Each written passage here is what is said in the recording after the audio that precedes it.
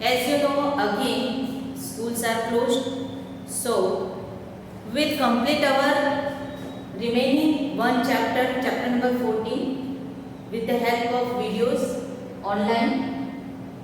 Chapter number 14, statistics. Let us see some fact about statistics. You have already some portion of statistics you have learned. You have learned that data handling, that all includes in this chapter. First, let us see some important points. Facts or figures which are numerical or otherwise collected with a definite uses are called data. So data, what is data? Suppose we are measuring height of our classmates. Suppose we are taking weight of them. Then suppose we are going and see how many trees are there in the city or in a town or in a village.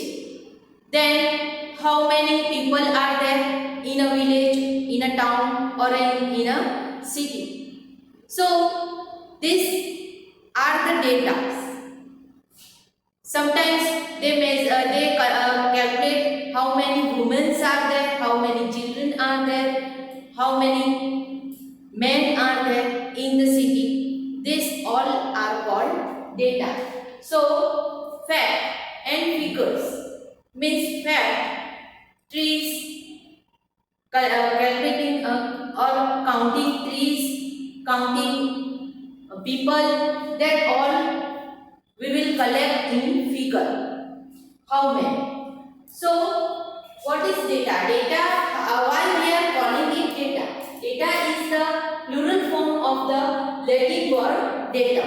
They have started this collecting data and they gave them this name data from data. Now, statistics. Why it is called statistics? Extraction of meaningful information read in a branch of mathematics is called statistics. Extraction. Why we need extraction? We have collected many data. Nowadays you can see that whole world is a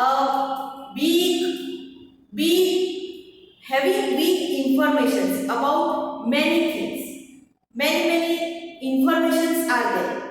But if we want to get particular information, particular number, particular fact, then at that time we need to analyze them.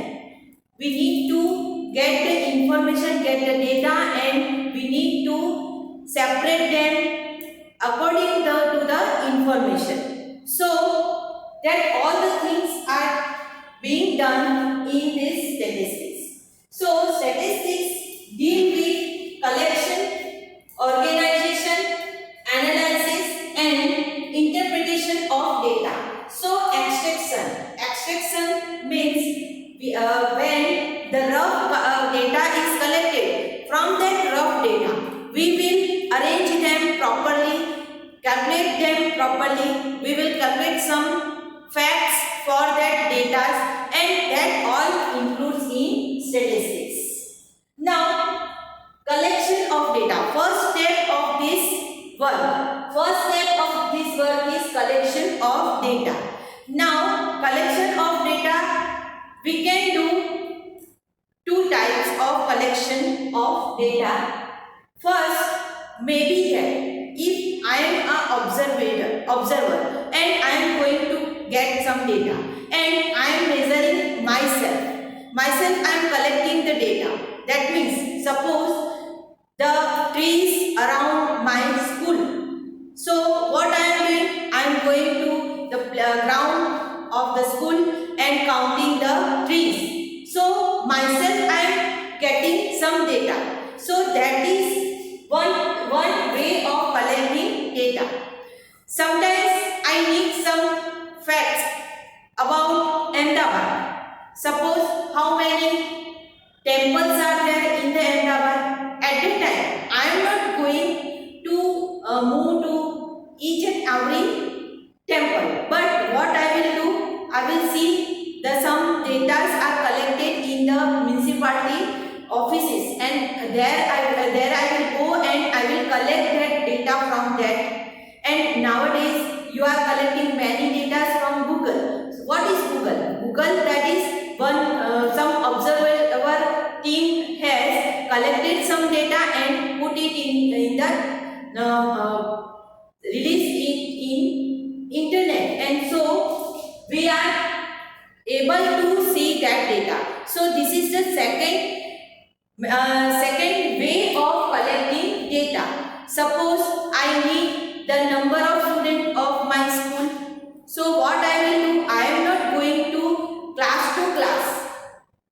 What I will do, I will get the register of each and every class, and I will count the number of students, and then I will count them, and that way I will get the data. So when the information was collected by the investigator or observer, herself or himself, with a definite objective in her or his mind, the data obtained is called primary data.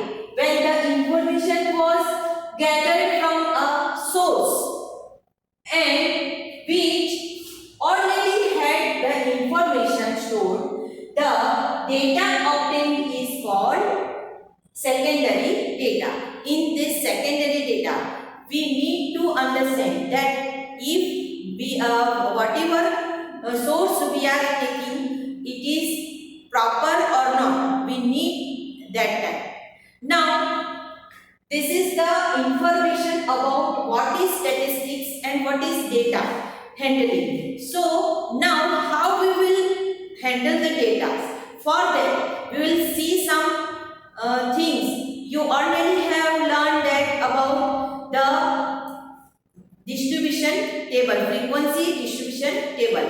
So let us see about that. Let us see presentation of data. Whenever we are having a large amount of data, as you can see here, I have written here some data. This example I have taken from your exercise 14.2, question number 3. The relative humidity in percentage of a city for a month of 30 means I have this 30 numbers, and I have to see that what is the monthly humidity is there in the city. For that, whenever we are having this type of large number of data amount, to present a large amount of data, reader can make sense of it simple. We condense it in a group. You can see here, I have made some group. 84 to 86, 86 to 88, 88 to 90. How we can consider these groups? How we can understand that what we can we should take the numbers in this group? For that we need to observe the rough data. This is called rough data.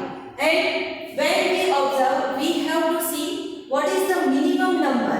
What is minimum number in this data? I have to search, and I can see here that you observe this properly, then you can see that 84.9 is the minimum number. And what is the maximum number? So for that again I will search, then I will get that 99.2 is the maximum number. So minimum number is 84.9. So I need to start from 84. So I take first group as 84 to 86. And what is the maximum number? Maximum number is 99.2. So I take the last interval as 100. So up to 100 I take the numbers. So this way we can understand what number we should take for this group or this interval. Then this groupism, whenever we are making group, this groupings are called classes or class intervals, and their size is called the class size or class width. Here you can understand here this 184 to 86 is called first interval, class interval. And what is the size of this class interval? For that we need to understand in each and every interval the minimum number is called this means least number is called lower class limit. So here in this class interval 84 is lower class limit, and the greatest number is called the upper class limit. So 86 is upper class limit. When we subtract when we take that subtraction upper class interval limit minus lower class limit means 86 minus 84, then I am getting number 2, that is the class interval, that is called the class interval. Here the class interval is constant. So you can see that in each and every class interval we can get the number 2 as class interval or class size or class width. So these are the basic things we need to understand about distribution table. You have already learned about how to make frequency distribution table. For that you are using tally marks. Here also we will use tally marks and we will make frequency distribution table. For that first I take intervals this way. How I take that I explain you. Then what I will do, I will start to mark the tally marks accordingly. So 98.1, 98.1. So I need to understand that it should be in 98 to 100. So I will make one tally mark here. 98.6, again I will make it here 99.2, so again here 90.3, so 90.3 should be in 90 to 92, so here this way. When I will complete this tally mark, then I will calculate them, count them, and then I will write here frequency. So I am getting frequency for this 30 numbers, and this way I simplify this my data. Now, what is the use of this data? From this data, how we can understand some queries. Some questions are there also in your textbook. In this question only, you are having 2 questions like that. The second question is like that. From observing this data, what you can you say that from which month, means which season was there? The month is of season, rainy season. How we can interpret it? Here you can see that this humidity maximum means here you can see the number 767. So that means humidity is 92% to 100%, between 92% to 100%, which is very high. That means and as we know that in rainy season only the humidity is maximum in any city. So we can say that this month was of rainy season. Now third question is like that we have to calculate the range of the data. What is the meaning of range of data? Range of data, for calculating range of data, we will see the maximum observation and minus minimum observation. So we have seen already that maximum observation is 99.2 and minimum observation is 84.9. So when I will subtract it, then I will get the range of this data. So the range of this data is 14.3. So this way you will complete your exercise 14.2. I give you one example and yourself.